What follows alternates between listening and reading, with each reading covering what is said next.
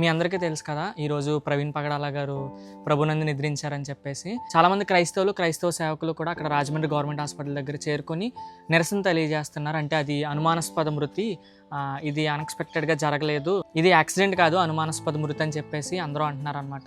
సైనిక్ పూరి నుండి బుల్లెట్ వాహనం మీద, రాయల్ ఎన్ఫీల్డ్ వాహనం మీద విజయవాడకి 9:30 ఆ ప్రాంతంలో చేరుకున్నారంట. అప్పుడు వాళ్ళ వైఫ్తో కాసేపు మాట్లాడిన తర్వాత మార్గ మధ్యంలో రాజానగరం దగ్గర, అంటే రాజానగరం పరిధిలోకి వస్తుంది అనమాట.